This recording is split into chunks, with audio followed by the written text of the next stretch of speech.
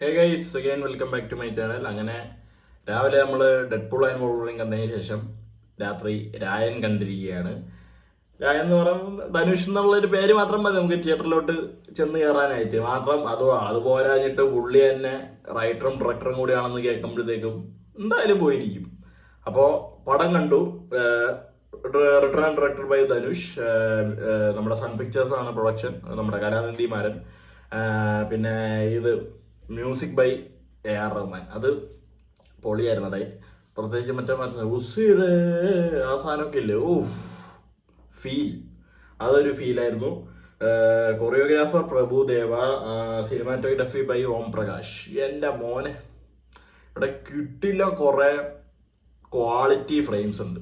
നല്ല അടിപൊളി ജില്ലാങ്കടി ഫ്രെയിംസ് എടുത്തു വെച്ചിട്ടുണ്ട്. കളർ ഗ്രേഡിങ് ആയാലും അതിനൊപ്പം. അത് പിന്നെ സൺ പിക്ചേഴ്സിന്റെ കാര്യം പറയണ്ട, കളർ വൈസ് അവര് ടോപ്പിലാണ് എപ്പോഴും. നല്ല കളർ ടോണൊക്കെ കൊടുത്തേ അവരിപ്പോ സിനിമ ഇറക്കാറുള്ളൂ. അതിപ്പോ നമ്മൾ ജയിലർ കണ്ടപ്പോഴായാലും ലിയോ കണ്ടപ്പോഴായാലും മറ്റേ ഏതൊരു ബീസ്റ്റ് കണ്ടപ്പോഴായാലും നല്ല കളർ എറിഞ്ഞ് നല്ല ഒരു ക്യാമറ ഒരു ഷോട്ടൊക്കെ എടുത്തു വെച്ചായിരിക്കും അവർ എടുക്കുന്നുണ്ടാവുക. Edited by Prasanna and action director Peter Hein. ഇന്നാള് പീറ്റർ ഹെയ്ൻ ആക്ഷൻ ചെയ്തെന്ന് പറഞ്ഞ് 2 പടം കണ്ട്. ഞാൻ പേരൊന്നും പറയാനുള്ള, എന്തിനൊക്കെയോ കാണിക്കുന്നു, എന്തിനൊക്കെയോ അവിടെ, എന്തിനൊക്കെയോ ഇവിടെ, അങ്ങനത്തെ കുറച്ച് സാധനങ്ങളൊക്കെ ഉള്ള 2 സിനിമകളായിരുന്നു ഈ കഴിഞ്ഞ. ഒരെണ്ണം മലയാളം, ഒരെണ്ണം തമിഴുമാണ്. ഈ പടത്തിൽ നല്ല രീതിയിൽ തന്നെ അവർ ആക്ഷൻ കൊറിയോഗ്രാഫി ചെയ്തിട്ടുണ്ട്. നല്ല സ്റ്റണ്ടാണ്, നല്ല ഇടിയാണ്, നല്ല പൊളിയാണ്. ആൻഡ് സ്റ്റോറിയിലേക്ക് വരുമ്പോൾ തുടക്കം ഒരു എന്താ പറയാ 10-15 മിനിറ്റ് കറക്റ്റ് വലിയേട്ടൻ, അച്ഛനും അമ്മയും ഇല്ലാത്ത 4 മക്കള്. അതിൽ ചേട്ടൻ ഇതാവുന്നു, ചേട്ടൻ പണിക്ക് പോകുന്നു, കുടുംബത്തിനെ പോറ്റുന്നു, അനിയത്തീനെ നോക്കുന്നു, അനിയന്മാരെ നോക്കുന്നു. 2 അനിയന്മാരെ, അതിൽ ഒരാളെ കാളിദാസാണ്. പിന്നെ ഇതിൽ ഒരു അനിയത്തി റോൾ ചെയ്തൊരു പെൺകുട്ടിയുണ്ട്, എനിക്ക് ആരെന്ന് അറിഞ്ഞുകൂടേ, ഇതിലുണ്ടാണ് ദുഷാര വിജയൻ. പുള്ളിക്കാരിന്റെ കഥാപാത്രം അടിപൊളിയായിരുന്നു. പിന്നെ കാളിദാസ് ഉണ്ട്, SJ സൂര്യ, പ്രകാശ് രാജ്, സെൽവരാഘവൻ. ആ ടോപ്പ് കാസ്റ്റ് ആണ്, മൊത്തം സ്റ്റാർ കാസ്റ്റ് ആണ്. വരലക്ഷ്മി ശരത്കുമാർ ഉണ്ട്, ദിവ്യ പിള്ള ഉണ്ട്, അപർണ ബാലമുരളി ഉണ്ട്. അപർണ ബാലമുരളി പുള്ളിക്കാരിക്ക് ഈ ഒരു തമിഴത്തി കഥാപാത്രങ്ങൾ ചെയ്യാൻ, അതായത് സൂര്യ പോട്ടർ കണ്ടപ്പോഴായാലും ഇത് കണ്ടപ്പോഴായാലും ആ കഥാപാത്രം ചെയ്യാൻ പുള്ളിക്കാരി നല്ല രീതിയിൽ എന്താ പറയാ നല്ലോണം ചെയ്യുന്നുണ്ട്. പുള്ളിക്കാരി നല്ലോണം പെർഫോം ചെയ്യുന്നുണ്ട്. ആ ഒരു ആക്ഷൻ കട്ട് അതിൻ്റെ ഇടയിൽ ഒരു സാധനം മാറിയിട്ട് നമുക്ക് കാണുമ്പോൾ കറക്റ്റ് ഒരു തമിഴ് പെണ്ണിനെ കാണുന്ന പോലെയുള്ളൊരു മലയാളിന്നേ തോന്നത്തേ ഇല്ല. മഴപാടും ആ ഒരു സാധനമൊന്നും അല്ല. ഇത് വേറൊരു റേഞ്ചിൽ ഭയങ്കര ഇതൊക്കെയായി. കാമുകനെ തലക്കടിക്കുക, ചെകളം പൊത്തുക, നല്ല തെറി പറയുക, തുപ്പുക, ആട്ടുക, കോട്ടറടിക്കുക, അങ്ങനത്തെ കാര്യങ്ങളൊക്കെ. അപ്പോൾ ഫസ്റ്റ് ഹാഫ് ഒരു വല്യേട്ടൻ സ്കീം. എക്സാക്ട്ലി വല്യേട്ടന്റെ ബെൻസും ഇതൊക്കെ ഉണ്ടെന്നേ ഉള്ളൂ. ഇവർക്ക് കുറച്ച് കഷ്ടപ്പാടും കാശിന് പഞ്ഞും ഒക്കെ കാണും. ആ ഒരു വല്യേട്ടൻ സ്കീം.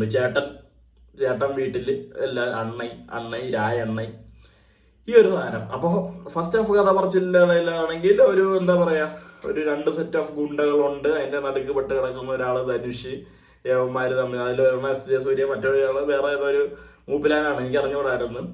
അപ്പോൾ ഇവരെ തുരത്താൻ വേണ്ടി പോലീസ് ഇൻസ്പെക്ടറാ, IG കമ്മീഷണർ ആരോ ആയ പ്രകാശ് രാജുണ്ട്. ഇവര് മറ്റേ കൊത്തേലെ മറ്റേ പോലീസുകാരൻ ചെയ്യണ സ്കീമില്ലാണ്. ഈ 2 ഗുണ്ടകളെ തമ്മിൽ തല്ലിച്ചിട്ട് ഒരാളെ തീർത്തിട്ട് മറ്റേ പിടിച്ച് ഉള്ളപ്പോട് അല്ലെ, പുള്ളി മറ്റേ ഷൂട്ട് ഔട്ടിലാണോ, ആരെ കണ്ടാലും അങ്ങ് വെടിവെച്ചിടും. പ്രകാശ് രാജിന്റെ ആ ഒരു കഥാപാത്രവും നല്ല തന്നെയായിരുന്നു. അപ്പൊ ആ ഒരു സ്റ്റോറി ലൈൻ പ്ലോട്ടാണ് പിടിച്ച് പോയിരിക്കുന്നത്. ആൻഡ് ഫസ്റ്റ് ഹാഫിൽ അങ്ങനെ പ്രത്യേകിച്ച് ഒന്നുമില്ല, ഒരു മീഡിയം പേസിലാണ് പടം പൊയ്ക്കൊണ്ടിരിക്കുന്നത്. ആൻഡ് ഇന്റർവൽ ബ്ലോക്കിൽ ഒരു ഫൈറ്റ് സീൻ ഉണ്ട്. എന്റെ ആളി ധനുഷ് പുള്ളി എന്താ പറയുക, ഇപ്പൊ മറ്റേ റോയായിട്ട് ഭയങ്കര വയലൻസ് ഒക്കെ എസ്റ്റാബ്ലിഷ് ചെയ്ത് അടിയും വെട്ടും വാളും വീശലും ഇങ്ങനെയൊക്കെ കാണിക്കാൻ പുള്ളി ഇപ്പൊ എന്താ പറയില്ല, വല്ലാണ്ടങ്ങ് മുതിർന്നങ്ങ് നിൽക്കുന്ന പോലെയാണ് നമുക്ക് തോന്നുന്നത്. പുള്ളിക്കേ ഇപ്പൊ അത് ചെയ്താലുള്ള ഒരു ഇത് വരത്തുള്ളൂ. പുള്ളി ചെയ്താലേ നമുക്കത് കൺവിൻസിങ് ആവുള്ളൂ എന്നുള്ള ഒരു മോഡിൽ എത്തിച്ചിരിക്കുകയാണ് ധനുഷ്. അത് ക്യാപ്റ്റൻ മില്ലർ കണ്ടപ്പോഴും ഞാൻ പറഞ്ഞാണ്. അപ്പോൾ ഫസ്റ്റ് ഹാഫിൽ അങ്ങനെ വെച്ച് ഒരു കിഡിലെ ഇന്റർവ്യൂ ബ്ലോക്ക് ആയിട്ട് പടം ആ ഒരു മീഡിയം ബേസിൽ പോകുന്ന പടത്തിന് ആ ഒരു ഹൈയിൽ കൊണ്ടെത്തിച്ചു. സെക്കൻഡ് ഹാഫിലേക്ക് വരുമ്പോൾ കുറെ ഇമോഷണൽ കാര്യങ്ങളും അനിയന്മാരുടെ ചതി, അനിയന്മാര് പഴച്ചു പോവല്, പെങ്ങൾക്കുണ്ടാവുന്ന ആപത്ത്, ഇതിനിടയിൽ ഒന്ന് തളർന്ന് വീഴുന്ന നായകൻ. സ്ഥിരം നമ്മൾ പഴയ മലയാള സിനിമ കാണുന്നത് അല്ലെങ്കിൽ തമിഴ് പടം കാണുന്നത് സ്ഥിരം ഒരു പ്ലോട്ട്. നായകൻ തോക്കുന്നു, നായകൻ ജയിക്കുന്നു, നായകൻ പ്രതികാരം ചെയ്യുന്നു, അങ്ങനെ ചെയ്തു കൂട്ടുന്നു, വില്ലൻ അതിനനുസരിച്ച് വേറെ. എസ് ജെ സൂര്യന്റെ കുറെ കിട്ടില്ല കോമഡി സാധനങ്ങളുണ്ട് ആസ് യൂഷ്വൽ. പുള്ളി എപ്പോഴൊക്കെ എന്തൊക്കെ സിൽക്ക അല്ലെങ്കിൽ മറ്റേ മന്ദ സുട്ട സത്ത റിപ്പീറ്റ് ഇതൊക്കെ പോലത്തെ സ്പോണ്ടേനിയസ് ആയിട്ട് വരുന്ന കുറെ ജോക്സും കാര്യങ്ങളൊക്കെ പടത്തിൽ നല്ല രീതിയിൽ കാണിച്ചു പോയിട്ടുണ്ട്. ആൻഡ് സെൽവരാഘവൻ കിടിലനായിട്ട് തന്നെ പടത്തിൽ ചെയ്തിട്ടുണ്ട്. നമുക്ക് ആ ഒരു പുള്ളിന്റെ കഥാപാത്രത്തിന്റെ ഒരു മൂപ്പ്, ആ ഒരു മുതിർന്ന ഒരു ഇത് എല്ലാം നമുക്ക് കിട്ടുന്നുണ്ട് നല്ല രീതിയിൽ. ആൻഡ് ഓവറോൾ നോക്കുകയാണെങ്കിൽ സെക്കൻഡ് ഹാഫിൽ ഇമോഷണൽ കണക്ട് പിടിച്ചുകൊണ്ടാണോ എന്ന് എനിക്കറിയില്ല, എനിക്ക് പടം ഒന്ന് ഡൗൺ ആയ പോലെ തോന്നിപ്പോയി സെക്കൻഡ് ഹാഫ്. ആൻഡ് ക്ലൈമാക്സ് പോർഷനിൽ നമ്മുടെ പാട്ടുണ്ടെങ്കിൽ പോലും അതൊരു എന്താ പറയാ മിസ്ഫിറ്റ് അല്ലെങ്കിൽ കുറച്ച് കൂടിപ്പോയില്ലേ, അതിന്റെ ആവശ്യം ഉണ്ടായിരുന്നു, അതൊന്ന് ട്രിം ചെയ്യാമായിരുന്നില്ലേ എന്നുള്ളത്. കാരണം പടം 2 മണിക്കൂർ 25 മിനിറ്റ് എന്തോ ഉള്ളൂ. സ്റ്റിൽ ആ ഒരു സെക്കൻഡ് ഹാഫിൽ ഒരു പകുതിയൊക്കെ ആകുമ്പോഴത്തേക്ക് നമുക്കൊന്ന് ഇരിപ്പ് ശരിക്കും ഫീൽ ചെയ്തു പോകും. അത് എനിക്ക് അങ്ങനെ പേഴ്സണലി തോന്നി. ബാക്കിയുള്ളവരുടെ കാര്യമൊന്നും എനിക്ക് അറിഞ്ഞുകൂടാ. കുറെ പേരൊക്കെ ഭയങ്കര ഇഷ്ടപ്പെട്ടെന്നാണ് നമ്മുടെ FR കണ്ണനൊക്കെ എല്ലാവരും പറഞ്ഞത്. എനിക്ക് അറിഞ്ഞുകൂടാ. എനിക്ക് സെക്കൻഡ് ഹാഫിൽ കുറച്ച് ലാഗ് അടിച്ചു, അത് സത്യസന്ധമായിട്ട് ഞാൻ പറയുകയാണ്. ആൻഡ് ക്ലൈമാക്സ് പോർഷൻ എനിക്ക് തോന്നുന്നു വേറൊരു ഡയറക്ടറിനെ ധനുഷിനെ വെച്ചാണ് പടം ചെയ്യുന്നതെങ്കിൽ ധനുഷിനെ കൊണ്ട് ഓവർ മാസൊക്കെ ചെയ്യിപ്പിച്ച് അടിച്ച് പൊളിപ്പിച്ച് കിടിലുമാക്കി തന്നെ അവിടെ നിർത്തിയാണ്. ഇത് ധനുഷിന് ചെയ്തുകൊണ്ടായിരിക്കാം ഒരു ഇമോഷണൽ കണ്ടന്റ് പിടിച്ച് ഒരു തങ്കച്ചി, അനിയന്മാര്, തമ്പിമാര് അങ്ങനത്തെ പ്രശ്നങ്ങളിലൊക്കെ ഉൾപ്പെടുത്തിക്കൊണ്ടുള്ള ഒരു ക്ലൈമാക്സ്.